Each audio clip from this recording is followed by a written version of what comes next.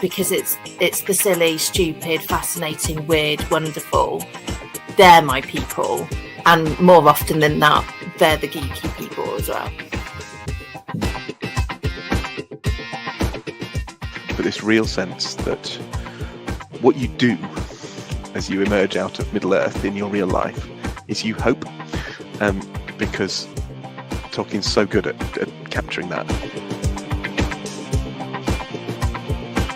I mentioned Betamax. For anybody older, that's the old version of a video cassette. A video cassette is an old version of a DVD. A DVD is not set with a cloud. And I said, I'm not happy. No, I've got bits wrong here. And she said, yeah, but that's all part of the learning process. That's all part of that makes it unique to you. That those kind of imperfections within it.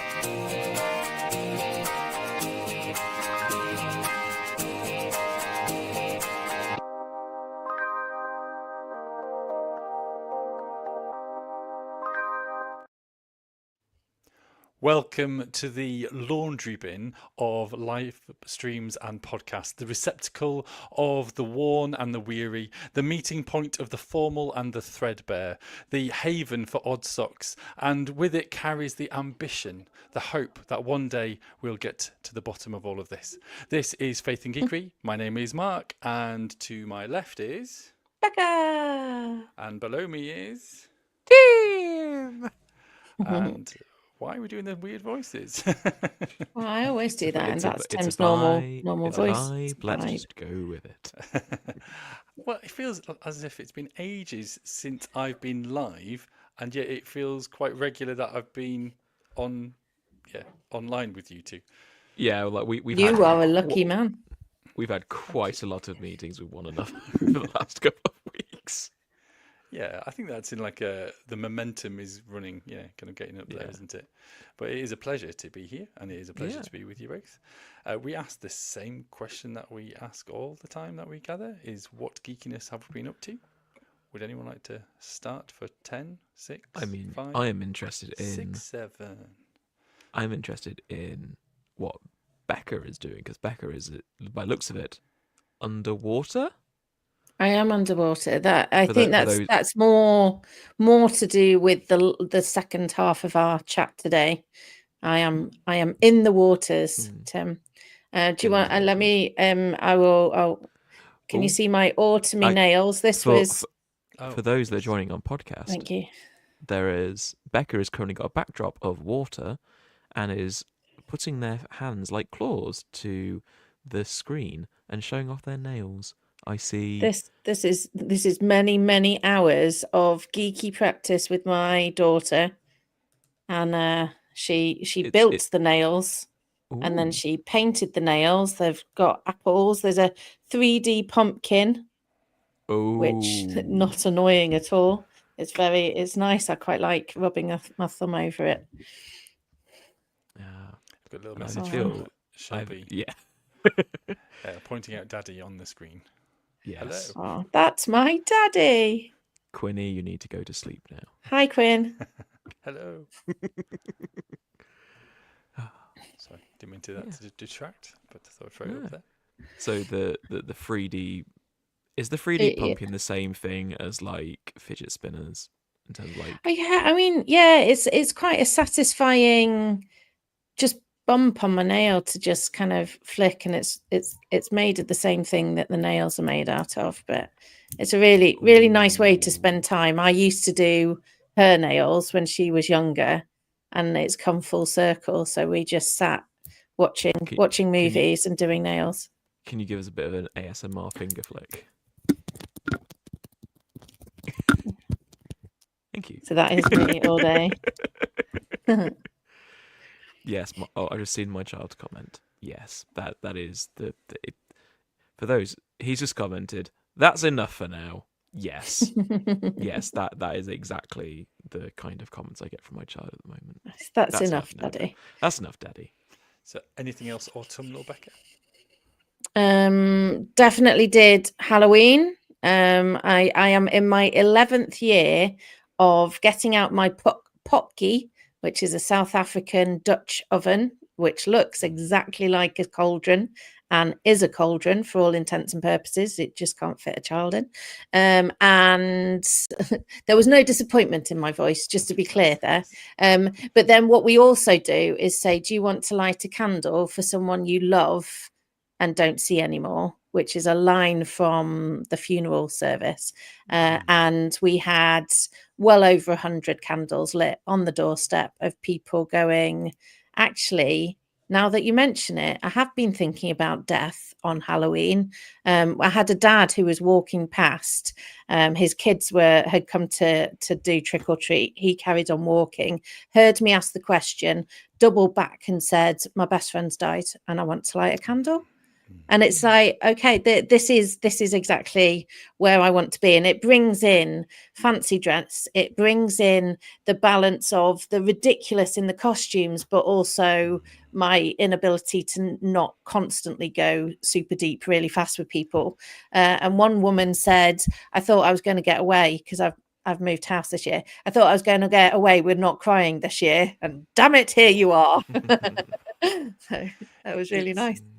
I'm always kind of touched by you doing that, even though I'm not local to you. But I think it's a really nice way of meeting people where they are at, especially as a society. That Halloween is becoming more popular, but it doesn't mean to say that they're not less spiritual. If anything, I think it's a more heightened time.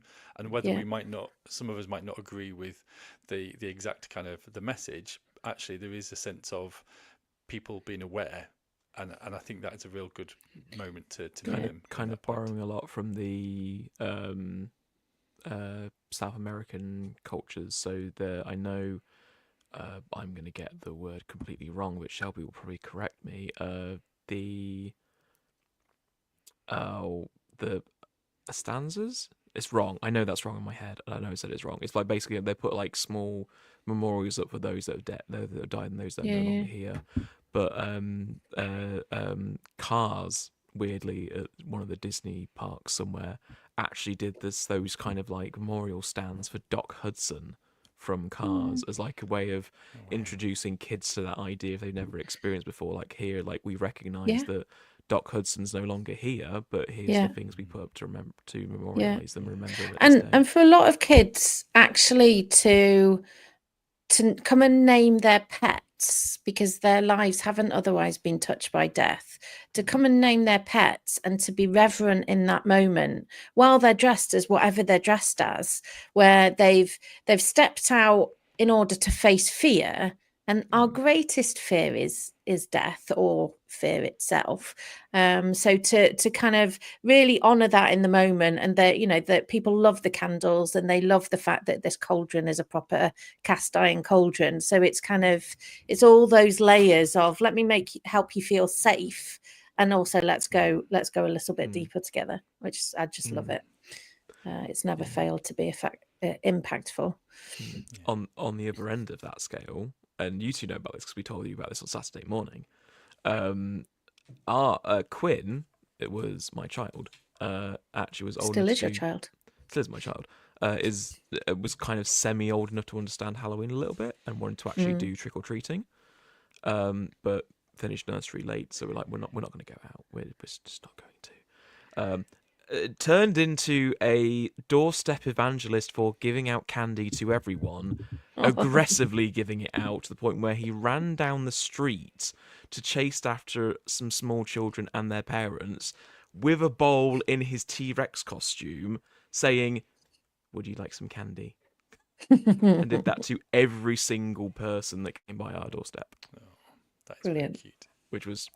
And he even got like a small little like dinosaur deck chair out near the front step to sit there with a bowl waiting for people to come by.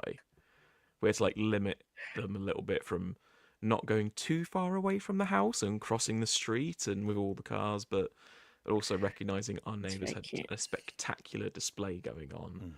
And don't go and just jump in, Quinn, and offer candy to them while they're looking at other people's stuff first. So, but yeah, that was... I mean, when else do families go out and have a walk on a cold, dark, almost winter evening en masse? Boxing Day? Christmas light walks. Well, yeah, we kind of do Christmas light walks, but there's But it is there's less cheaper. interaction. You don't go and knock on people's doors for a Christmas light walk. Also, it's Christian cheaper. Aid. It is Sorry, that doesn't cheaper. happen anymore. It does. Sorry. Well, we in locally Christian Aid, we still go knocking on the doors. Yeah, still got Yeah. scars on my fingers, putting my fingers through people's letterboxes. I have a tangent on that, but it's not appropriate for this stream. But I will tell you it later about fingers in letterboxes. I'm not going to do that tangent now. It is a very involved story, and I'm not going to do that right now. Maybe I will post that on the Discord later. Mark, what geekness have you been up to? Can I mention two things? Is that all right? Of course. Oh, yes. One thing, because you reminded me, basically last year when we went to Comic-Con, I dressed up as Death as the Hogfather, and I had lots of fun with that and otherwise. And it was just a couple of days ago, someone from a theatre company got in touch because they liked my Hogfather character so very much that they wanted to know whether they could kind of use the same design and otherwise. I was having a conversation of whether they could actually borrow it, but unfortunately it's the same weekend that we're going to Comic-Con and I'm going to still use that as a backup costume, so I couldn't, but I was really touched, and so that was really really sweet. But I haven't sent them the 3D printer files, and if they are failing to get anybody to print it, then they may come back to me. So I'm still, there to help. So that's good. So that was really fun and really touching to say, like a year later, having conversations still about that. And then the second thing is what my headline says. It says a paradox. I've been playing the Stanley Paradox, which is a deluxe edition, which is a fantastic game, but it starts off just being an annoying game. And basically, it's a bit like Portal, where you have a narrator voice, or like a all-seeing present voice that kind of narrates Stanley's journey, in which you are the character. I'm gonna say, I hope it's not spoilers, but it's just really quite funny because it kind of picks apart the kind of that kind of strategy. It's like a pioneer of like the walking simulator, because it is a walking simulator, but you can interact with the world, and it just everything diverges off in utter crazy. I don't know how far you are into it. I think when I've got to the end, I managed to blast through it in about 72 hours because I liked it so very much.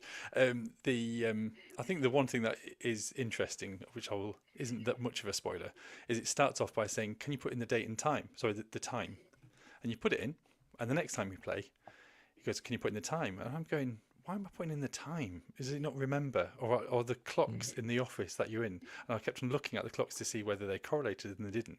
The third time I logged on, it kind of went, "Now I notice you put in times. Is it because that's the correct time, or is it just that you've just kind of skipped through to kind of put any time in? Next time you turn on the console and put the game in, I want you to put your favourite time in." And it's just so it plays with kind of your expectations of gameplay, and if it doesn't like it, it will start the game again, but the game will then have changed from the first time to the second time to the third time, depending on how you have interacted with the game. And so at one point there's balloons everywhere because you've had that kind of anyway, I won't go into any more, but it's really fascinating. The original Stanley Parable had an achievement on Steam that people still cannot achieve, because basically it says you have not logged in for like 15 years or something like that. It's a 5-year one. Yeah, and there are people who like have to like just not accidentally click onto it and like uninstall it and everything like that. It's one of those games. It's really good. It's really good, and you've got to go around and you collect trophies, and you go, and there's a big kind of moment of going, "Hurrah! You've got 6 out of 6 trophies. Well done!" And you go around the corner, and he goes, "Oh, there's a 7th," and so you've kind of got the top of the screen going 7 out of 6, and it's just a whole narrative again of kind of getting far too many than what you do. And I think I ended up with 13, which is just again ridiculous. But anyway, it's playful, and I think it reimagines gameplay, not just the basics of the game, but the kind of the psyche behind it, and otherwise, so it's really fun. So Day of the Triffids, no, Day of the Tentacles did that for me. Yeah, it was kind of that investigative, silly. At some point, you have to put a hamster in a microwave. Well, and Very, Monkey very old Island. game. It's like Monkey Island as well. I isn't think they were all done by LucasArts. I think. it? Yeah. Days Yeah. on Monkey Island. Yeah. Is there Fab. anything else to mention geek-wise? I mean, the one thing I got 2 weeks early access to the new D&D materials, What a geek. which we are using in Epoch. I'm very excited. And also, I found all the old James Bond movies on Amazon, so I've just been watching them continuously. Well, I have been promised after Faith and Geekery tonight, I can watch the latest Fantastic Four as a special treat. Is that out now? And I by thought it's out latest. tomorrow. You can buy it, but it'll go Yeah. on Disney Plus on On the 11th. It's 5th or the 11th. Yes. It's either tomorrow morning or the It's 11th. a very treat. Good. Yeah.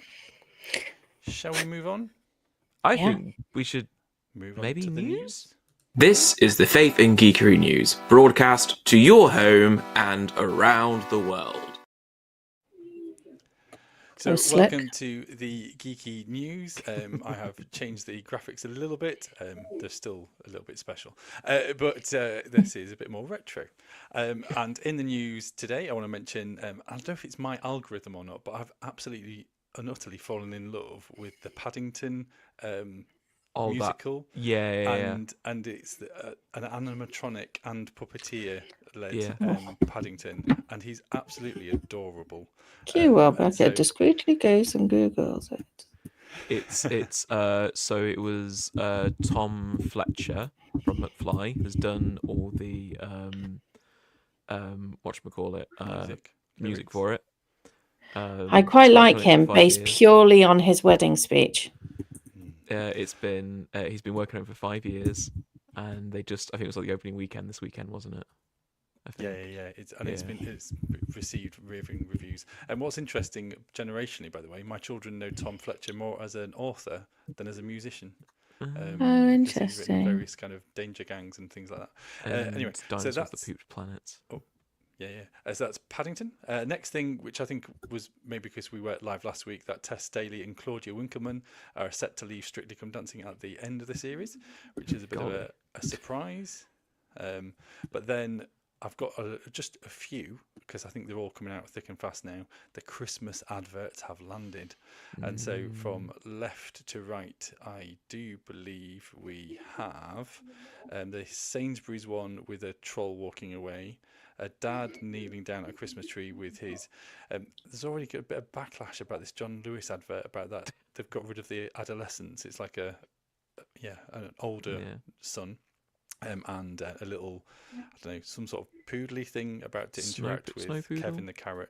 Yeah. Oh, is it a snow poodle? I don't know. Right. I haven't seen that one yet. Out of all the things that I've expected to say on this, a snow poodle was not one of them. Snow poodle. But so that's those little bits. Then moving on again, I should mention Lego, and again this is dropped last week about the Goonies set, and that's very exciting. That looks quite fun and really kind of into the, I want to say millennial, but also Gen X, is it? I don't know. They're all blurred together. Oh, we're all blurred together. But then this has been kind of dripping through this kind of latest. This is kind of news regarding the minifigures coming in 2026. I haven't seen an official bit yet, but this seems to be the kind of found imagery of all animal suits in 2026. So that looks really fun. So I can't confirm that for sure, but it seems to be drip feeding through various little kind of bits. But we've not had any official say from Lego. But it looks quite cute and positive. It does look very cute. And down an interesting, a specific niche and theme, rather than it being quite broad and maybe just get one of each. Should mention BBC, the war between land and the sea. That's the latest Doctor Who thing. Of course, there's been the news about Disney no longer or wouldn't renew their kind of relationship with the BBC. Yes, again, there's been lots of conversation about that online. But I'm just glad that we've got something coming out at Christmas-ish. I'm not sure the exact date yet, but Christmas-ish. And it should be a series, so that'll be good. And then Doctor Who will return December 2026. And then a little bit of news here as well about Time Splitters. Time Splitters was a fantastic game on the PlayStation 2, but kind of fans have been creating a Time Splitters Rewind, and it's getting closer and closer to actually being released. I think it might be on Steam, and so it looks really fun. Finally, we're going to just end with obituaries. Sorry, then we can come back and chat about this. Yeah. Actress Prunella Scales, best known for playing Sybil in Fawlty Towers, has passed away at the age of 93. Folk musician and Scottish BBC presenter Archie Fisher has died aged 86. And former US Vice President Dick Cheney dies aged 84. I didn't know where to end with obituaries and whether you kind of mentioned just anybody famous, but I threw in Dick Cheney there anyway. But obviously we think of them and their families. And I think that is the end of the news. Is there anything that we want to talk about in the news? I mean, I want to touch briefly on Time Splitters, only because I love all the fan-made remakes that are coming out and all the projects on it. So there was Fallout London, they used a Fallout 4 engine to do a completely new story set in the Fallout universe, but in London. They got Tom Baker to do some audio voice acting for it, Neil Newborn. I think Sylvester McCoy did some as well. They got lots of British stars for this fan project. But then the day they were going to launch it, Fallout 4, Bethesda did an update, and basically they had to put back the project 4 months to do all the reworks. Then there was a Skyblivion mod for remaking Elder Scrolls Oblivion in Skyrim. The day they were going to launch that, or do an update, they launched Elder Scrolls Remaster. And my worry, because there is a trend in all of this, is that the day they actually officially launch, or the Time Splitters Rewind, is the day they announce there's a Time Splitters remake coming out, or remaster or something. Which I think the fans have actually bought the rights to it. Ooh. And this is why, because it had basically got kind of put down an avenue and left to dust, really. I was trying to think of the exact term there, completely pigeonholed. Mothballed. Mothballed, that's it, thank you. And so this looks really exciting. But I think Time Splitters is one of the few games where the side campaigns and the little kind of side challenges and bits and pieces and the multiplayer became more successful than the actual story of the game, of the one player. So I think that's really exciting, and I had many months playing kind of Time Splitters 2 especially was very, very good. So that is the end of the news. Should we move on? Would you like a quiz? I'm all right, actually. Yeah, let's not. Can't be bothered. Not today. It's even though I've not been live with you, I have been doing the quiz, and I think I think it was last time that you were live. I think I accidentally got 2 out of 5 because I just guessed one of them. Well, I think if we did a quiz today, you both might get quite well. See, you say that, and then on the times I don't expect to, I score well, and then on the day it's just pressure. I have no expectations for either of you. Zero expectations. Lower the expectations, and I might do okay. Yeah. Let's lower that bar. Let's. Are there 5 questions? There are 5 questions. Okay. And expectations set. Have you got your paper, a pen, or whatever writing implement? Yeah, I will read the questions twice. They are all multiple choice, apart from one of them, which is the obvious one. Oh. There are bonus points. In fact, there's a lot of bonus points on one of the questions. Ooh. But we'll get to that when we get to it. But let's start with question 1. On this day, in 1922, archaeologist Howard Carter found the entrance to which pharaoh's tomb in the Valley of the Kings? A. Wasna. B. Tutankhamun. C. Imhotep. Or D. Ramesses X. On this day in 1922, Howard Carter found the entrance to which pharaoh's tomb in the Valley of the Kings? Wasna, Tutankhamun, Imhotep, Ramesses X. And before there's any comments, I went through a list of every single pharaoh that we have documentation for. Those are all real names of pharaohs. Can I share disclose interest? No, what is it called? Because first of all, I was in You Egypt went to Egypt. That's not ahead of this fair. year, and not only that, basically, kind of our Becky's side of the family is actually related to Howard Carter. So you're declaring an interest of this answer, and if you get this answer wrong, well, yes, and I think we should really credit the Egyptian lad who actually discovered it, and it wasn't actually Howard Carter, but they really do credit Howard. I know that you sometimes get a little bit kind of what's the word? Bad colonial press British about historian. the British, but actually they were really grateful for the ability to do that sort of stuff. Anyway, carry on. I'm going off on a tangent. Well, don't worry. Question number 2. It's our superhero elsewhere question. You get a point per actor and per the movie title. So, here is the clue you get. Venom, Beast, and Clea the Sorcerer transport precious goods across post-apocalyptic Australia. Venom, Beast, and Clea the Sorcerer transport precious goods across post-apocalyptic Australia. Oh, yeah, okay. Okay.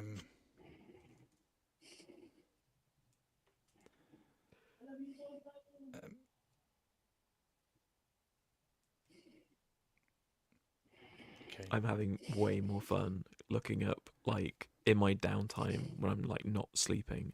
I do look up various movies which I know have different actors who've been superheroes or been in superhero movies, and just see what descriptions I can come up with for these. It's good. It's a really strong quiz question. Question number 3. The Celebrity Traitors, the UK one, of which the finale airs Thursday night, has broken 2 UK traitors records over the course of this series. What were they? Longest time to banish a traitor, the youngest traitor, tie-break round table chests, or the oldest traitor? The Celebrity Traitors have broken 2 UK traitors records over the course of this series. What were they? The record for the longest time to banish a traitor, the record for the youngest traitor, the record for bringing out a tiebreaker round table chests, or a record for the oldest traitor. I've only watched one episode of Traitors, and I've never. I will say, spoilers for that question. If you do not wish to know the answer, skip over question 3 when it comes to the answers. Question number 4. Which of the following Bonds has the highest average body count? Sean Connery, Roger Moore, Pierce Brosnan, Daniel Craig. Which of the following Bonds has the highest average body count? Sean Connery, Roger Moore, Pierce Brosnan, Daniel Craig. That's average, not total, yeah? Average, not total. And to clarify, body count is those that Bond has unalived directly, not generically in the film. Sorry, that's what I thought you meant. Yeah. If that was the case, then Is that average per for those movie? Average across their time as Bond. When you say body count, do you mean kill? Yeah. Yes. As in dead, Okay. made Yes. dead. Checking. Yes, confirmed kill. Yeah. Okay. And I have gone through and tidied this up and worked out the averages. Have you which is watched quite every single one of the films and counted? Yes. I skipped over Lazenby and Dalton. Yes, I will. Letters in the quiz. Yes. Yes. Thank you, Deacon John. Question Okay. number 5. Now this may have been hinted at in the news.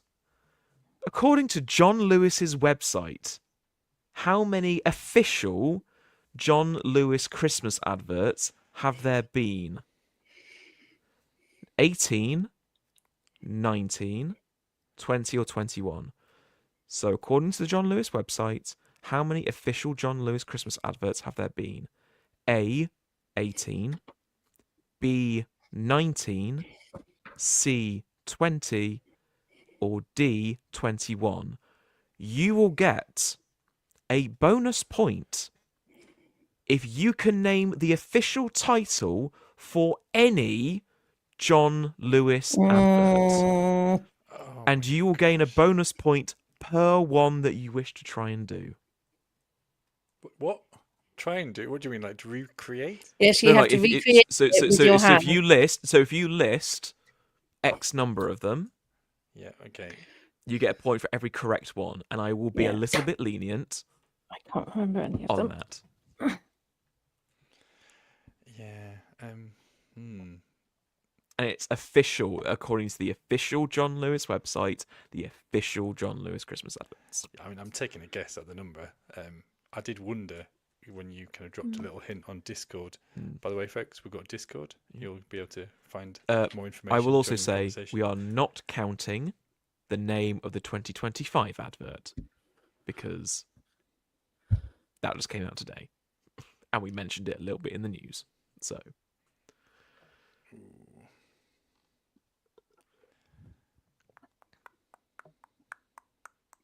Yeah, I don't know. I've only written one down. Right, I've let's guessed go. the number. Let's go through those answers then. Over to you, So, Quizmaster. question number 1.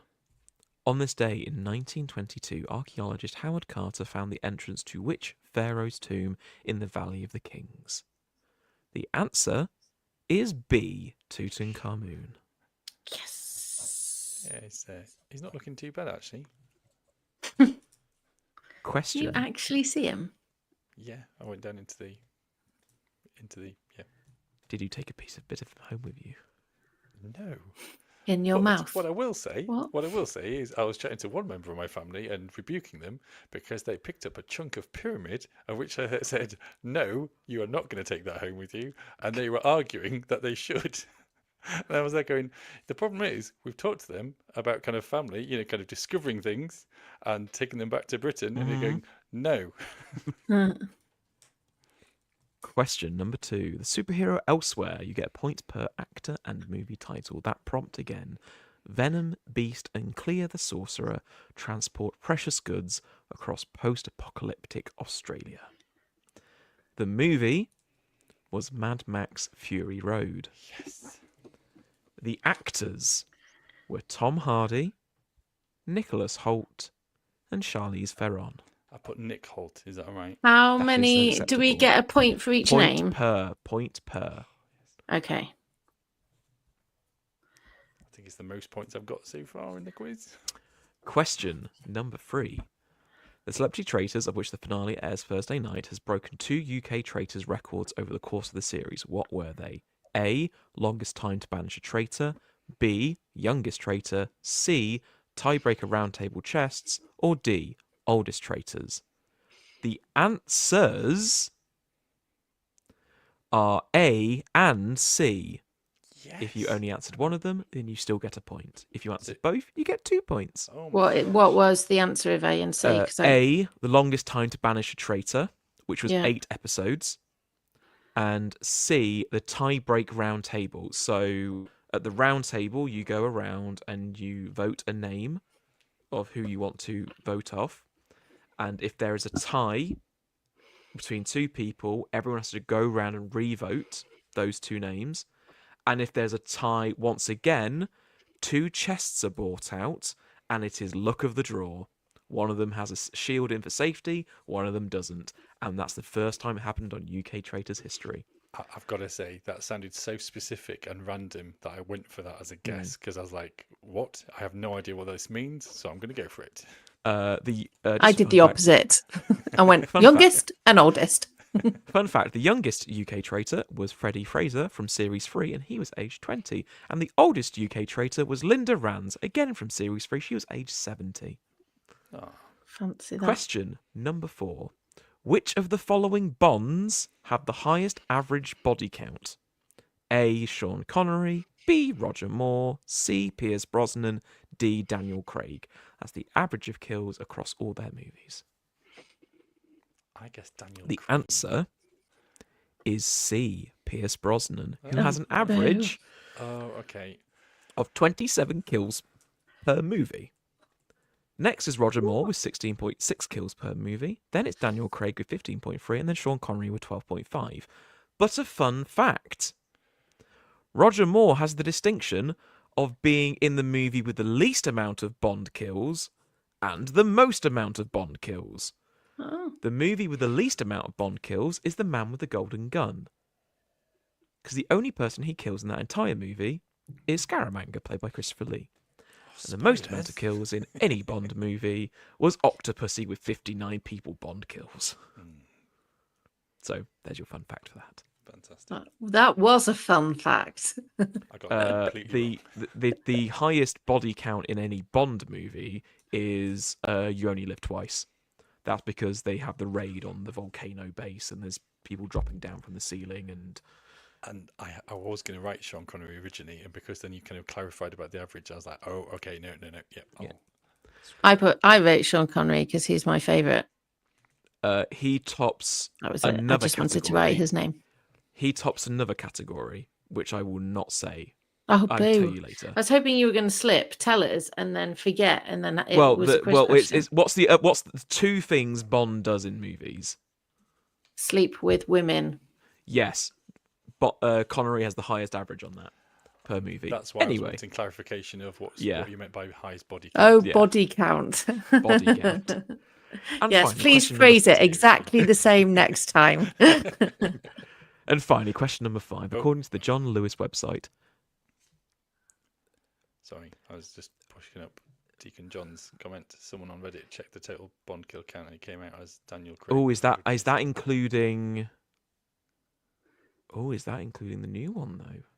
That's a good point. Anyway, sorry, carry on. Anyway. Oh. And finally, question number Start 5. the According to the countdown. John Lewis website, how many official John Lewis Christmas adverts have there been? A, 18, B, 19, C, 21, D, C, 20, D, 21. The answer is B, 19. And you can get a bonus point if you have named any of the following titles for their Christmas adverts. The Gifting Hour, which was 2024's. Snapper, The Perfect Tree, which was 2023. Oh, yeah. The Beginner, 2022. Which Unexpected Guest, 2021. Give a Little Love, 2020. Edgar the Dragon, 2019. Oh, yeah. The Boy and the Piano, 2018. Moz the Monster, 2017. Buster the Boxer, 2016. The Man on the Moon, 2015. Monty the Penguin, 2014. Oh. The Bear and the Hare, 2013. The Journey, 2012. The Long Wait, 2011. A Tribute to Givers, 2010. The Feeling, 2009. Clues, 2008. And the first one was called Shadows in 2007. So the Lily Allen one.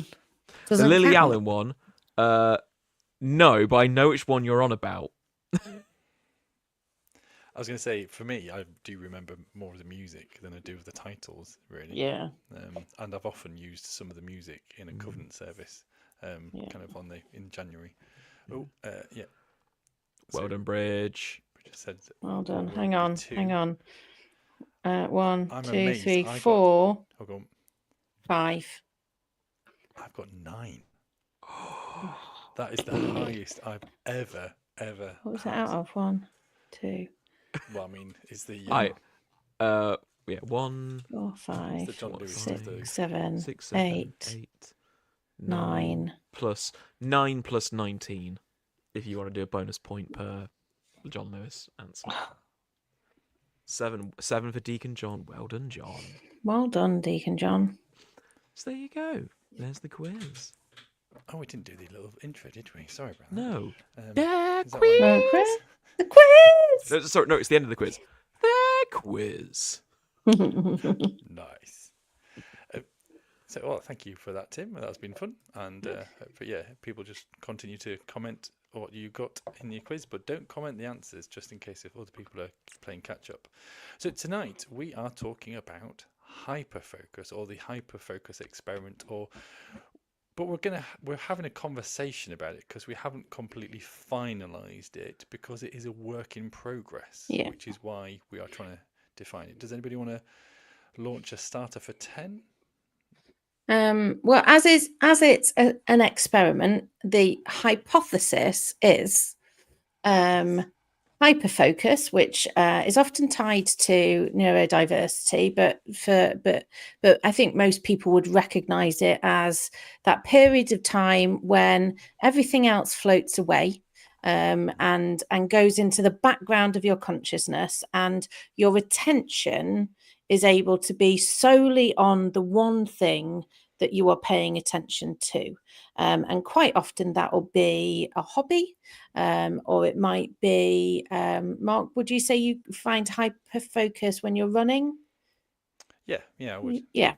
So that your sole attention is in the present moment, which you might recognize from language around mindfulness, to be totally attuned into what's going on in front of you.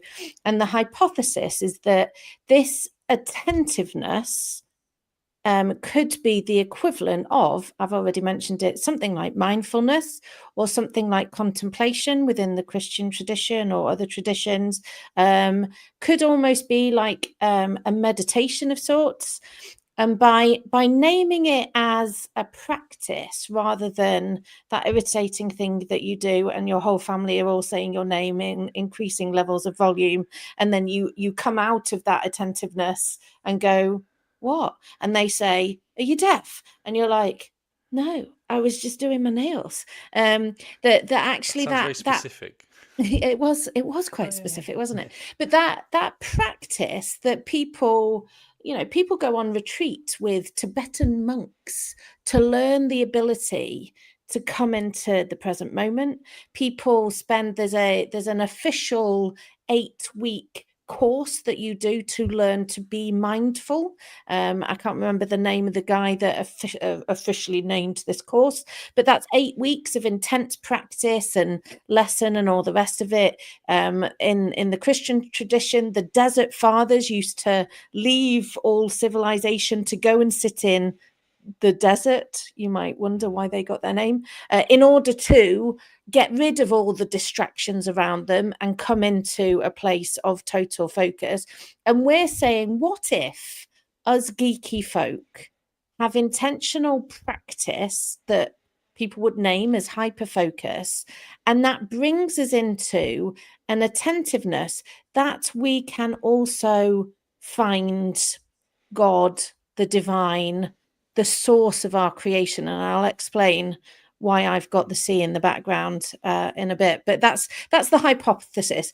What if the geeky practice, or the geeky ability to pay attention, or particularly around geeky people, neurodiverse people, is actually holy practice that we can honor and recognize as something that we do?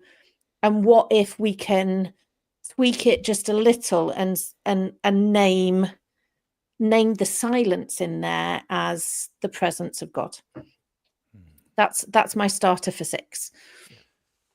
Thank you, Becca. I was going to say, for me, I realised that as you said about running, and I went, oh yeah. Actually, I find it strange that I run, which busies my body. I listen to a podcast that kind of keeps my concentration. But it is in the quiet moments that I find I can tune in more to, I can, because I'm busy in body and mind, I can feel relaxed in that moment more, if that makes sense. And so I can really feel at ease and really at one with myself, if we're using that sort of terminology, or that kind of contemplative, meditative state, is that actually I'm multitasking, yes, but actually at the core of it, I'm actually focusing down, narrowing down on something, and it's bliss. It's really kind of my chill space is at that point. Mm. And it's fair to say, like, the core of the experimentation, hence like we're doing this quite publicly and we don't really know where we're going with it, but we kind of do, is there is that tension between we recognize that we recognize ourselves in what we do and in the community that we have, that you can be really geeky and be really spiritual and be aware of that. I mean, like, when we were at Comic-Con last year, we all turned around and said, we felt like there was like God's spirit moving amongst us there. Through the encounters that we had, the people we met, the conversations we had, the atmosphere that we felt. That was a holy, sacred space. And we wanted to try and... if that's the thing we're trying to grasp onto, how can we share that with others? Because, realistically, not everyone can go to Comic-Con kind of vibe. But at the same time, how can we stay true to that and true to ourselves and true to the community, and not have it turn into, by the way, here is the next lot of liturgy and worship we are doing on Sunday morning at 10:30 in the morning, and trying to not basically say, well, let's take all of this and cram it into a very time-honoured church-shaped whole, which will ring very true to it being a faith-based thing, but not reflective or representative of where we feel we are in that space. And that's the tension that we're having in all of this, and it's trying to balance all that out in an authentic way, hence experimenting and chatting about this publicly.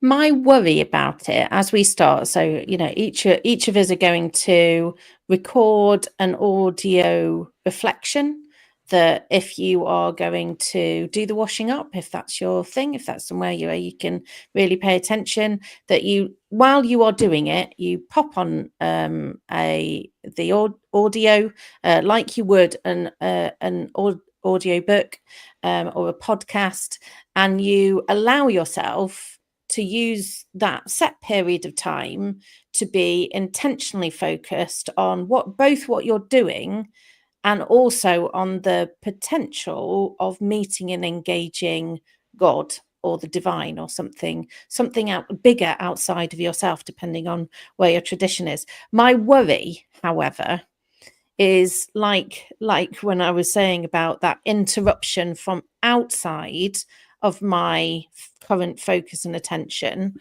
What if, like John has just said, what if there is no way to hear and interrupt that? So John said, there's nothing intentional about my hyperfocus.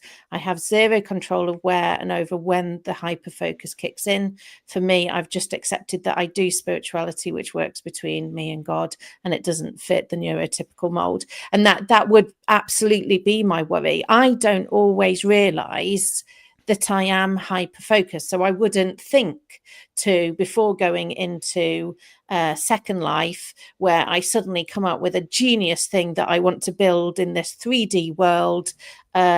Also pop on an audio recording.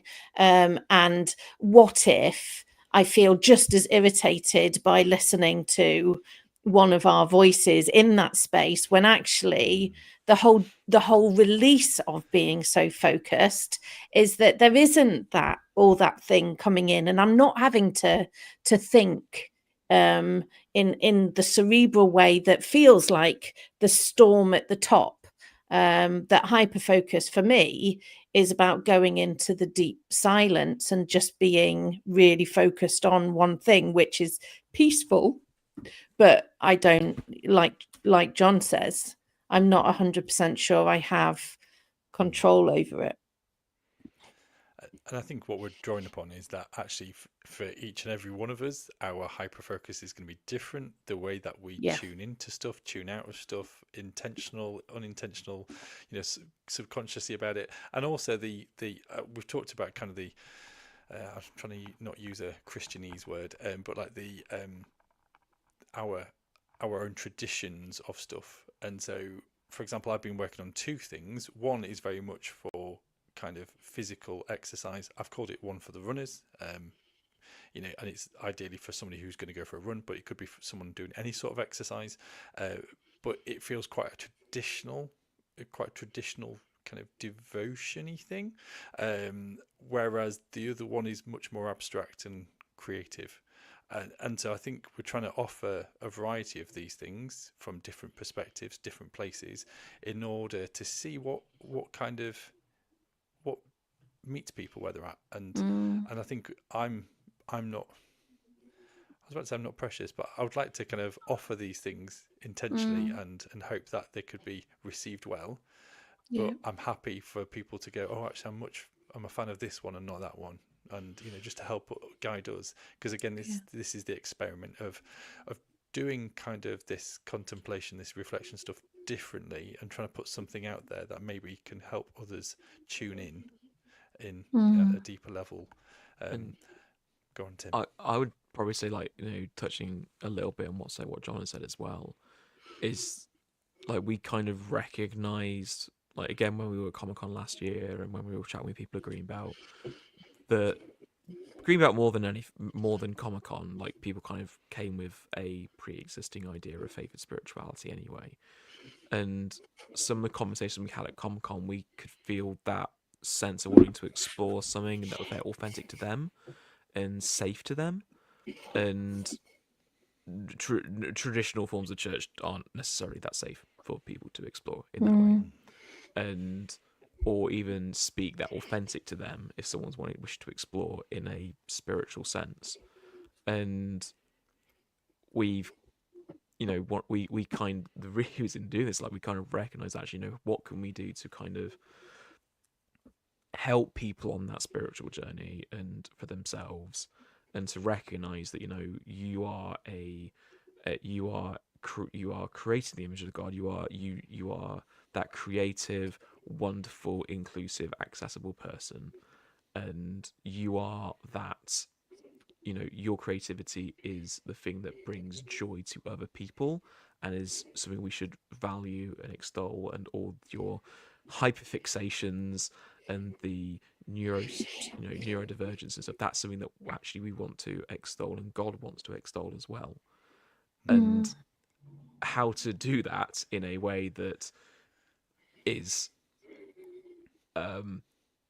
approachable, accessible, and not going way off the deep end into here is the prayer handbook kind of balance, is lots of plates spinning and trying to work out which ones we need to spin up more a little bit. I think the thing for me is that I think there's 2 illustrations in my head, and they're both about painting. One is about painting miniatures and having the level of concentration to focus in on this really small minutiae detail of a figure that you kind of want to get right, and you want to put you want it to look real and, you know, and like a human or humanoid or whatever you're painting. And I find myself, I zone into that moment, and anything can be going on around me, and I'm kind of really focusing in. And I go, oh, I was watching TV, wasn't I? I might have to rewatch that whole episode or the rest of that film. But the other side of it to me is about kind of the monks and kind of painting icons, where they were prayerfully doing each brushstroke and saying prayer as they do it. And that's, I think there's a kind of 2 extremes of one very kind of religious and very intentional spiritual one, and one is more kind of accidental kind of mindfulness, and I think we're just trying to navigate that, and I think we may find that, you know, one way is a much more interesting path, but I think we're just going to offer some things, and it's going to be a work in progress, and we'll see what journey we go on. I'd as you were talking, I think there might be 3, because there's the focusing in where you've completely missed the audiobook or the TV show that you've got on in the background, and maybe there's something in that your mind, heart, spirit needs in that moment to be focused, because we are all spinning lots of different plates in different ways with different capacities to plate spin, and that space of self-care and focus on the one thing, I think is a really healthy thing to do in our modern era. And maybe there is something that could break into that. Maybe that's sound rather than words, and that's an accompanied space. If you can notice the times when you might go into that, there's the intentional icon type, where you go and build your Lego model, but you want to reflect on the nature of belonging. And so as you're building and you're putting together bricks, there's something that's really intentional about that, and it becomes meditative. There's the third one, which might be how you experience running. It's certainly how I experience driving, where almost 90% of my time, 90% of my body's focus is on the road, is on the thing that I'm doing, but actually all of my headspace that is able to still be spinning lots of plates. And the longer I'm sat in silence, the more plates I'm trying to find to spin, or I'm panicking that I'm not keeping spinning.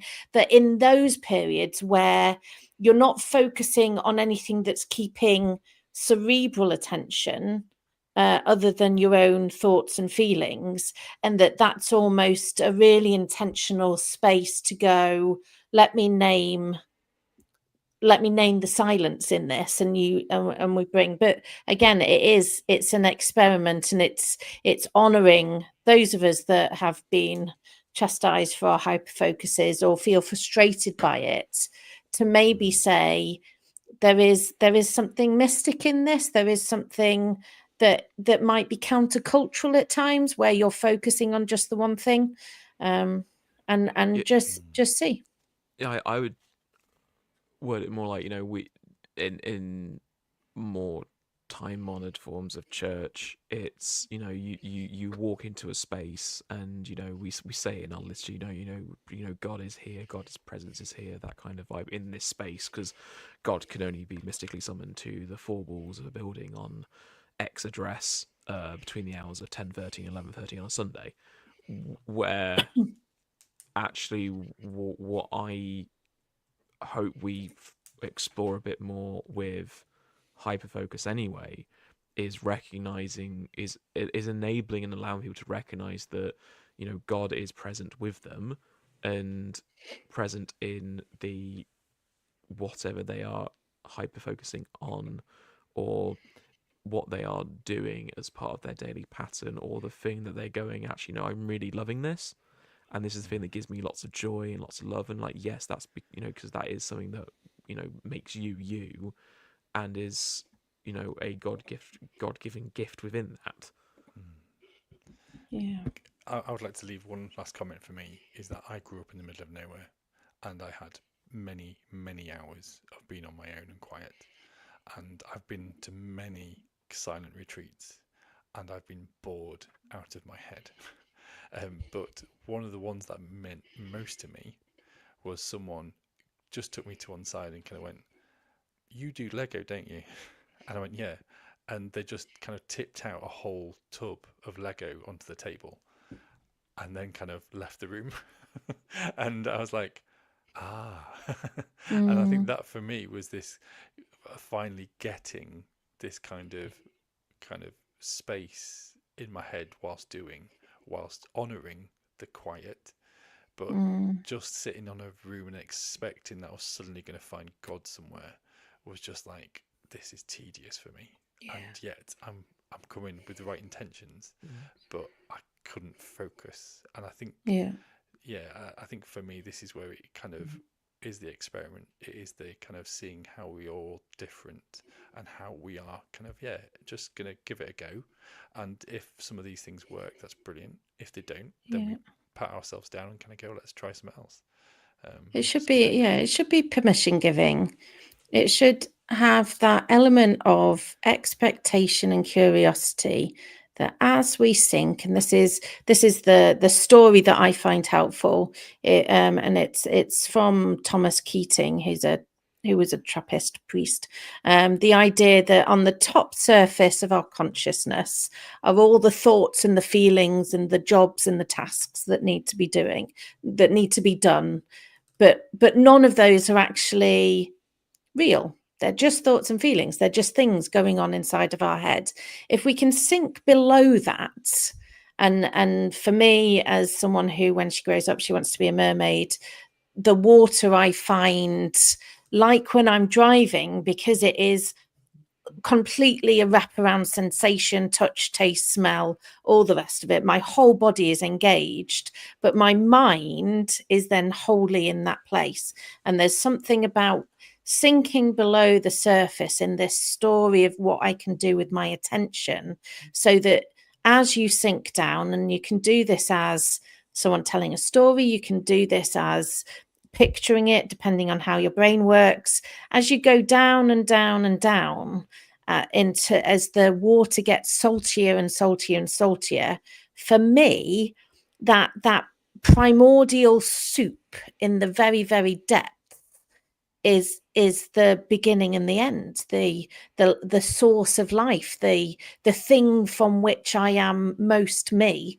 And like osmosis, biology A level, the deeper you go into the saltiness, the more salty you become. We are supposed to be like this rich, creative, primordial soup, and we just suck it up in that space. And I don't know whether that's always helpful for other people, but just imagining my attention as this thing that I can have some level of control over. If I do, then maybe I can do that while I'm washing up. Maybe I can do that in a 3D pixelated world. Maybe I can do that when I'm doing my nails with my daughter.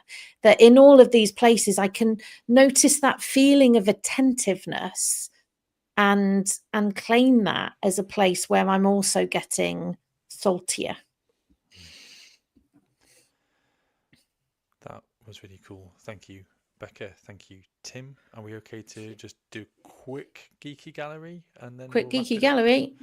Quick geeky gallery. And What is on our background today? Is that going to be part of geeky gallery? no, but shall I show? It's got really odd edges, and I've not quite worked out what it is. 1 second. How do I do this to one side? Oh, okay.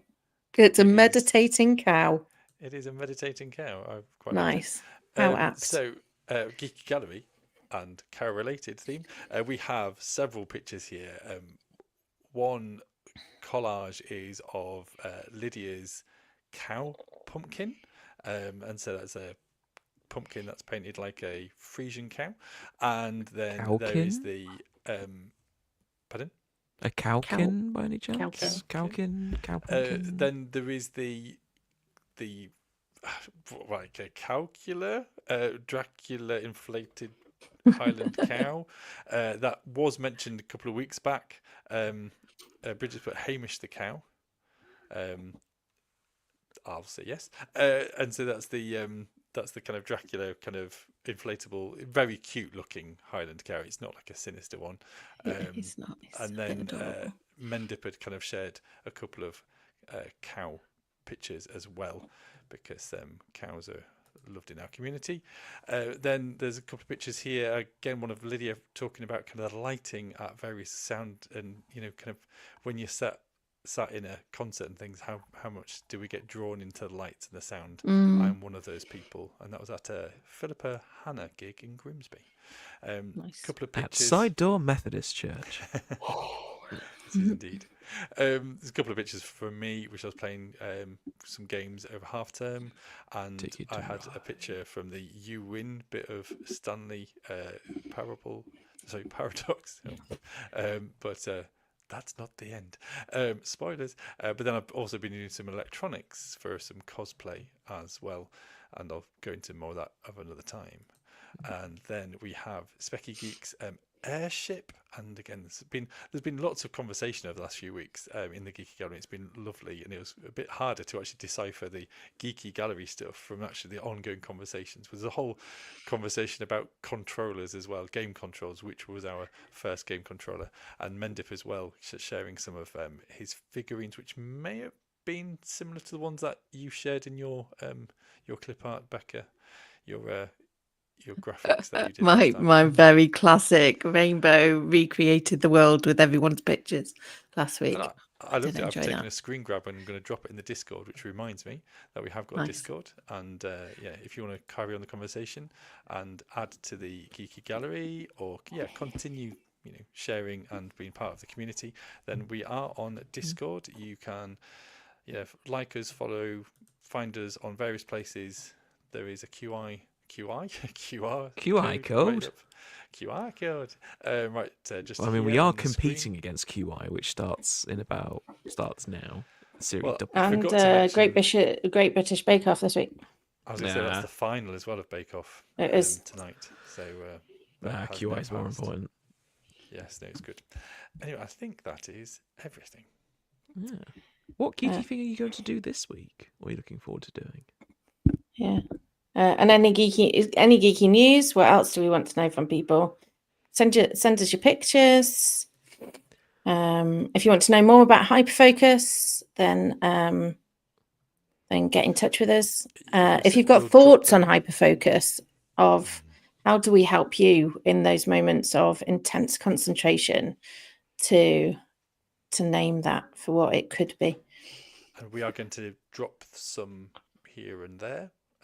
As we do them and as we kind of develop them. Next week is going to be another one of our Epoch episodes, I do believe.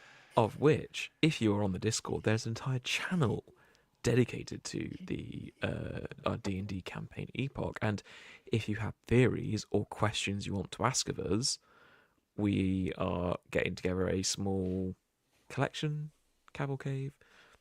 If you have questions you want to ask us about our characters, the world, or anything like that, please let us know and we'll answer them, because we're planning to do roundtables at some point about them. So channel or server? There's a Epoch server. Are we ever going live with that? No, that's a problem. Well, you're not allowed. You're not allowed. No, that's a secret place. That's the place. That's a secret place of all the secret stuff.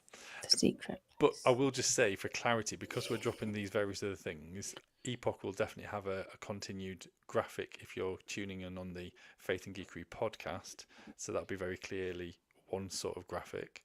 And then the Hyperfocus stuff would be another graphic. We did throw one up. I think I threw up the wrong version because we're still working on it, because it's part of the experiment. So so just keep posted and kind of click into the one that you like, and we'll see how we go. Yeah. But I think that is it. So thank you, folks.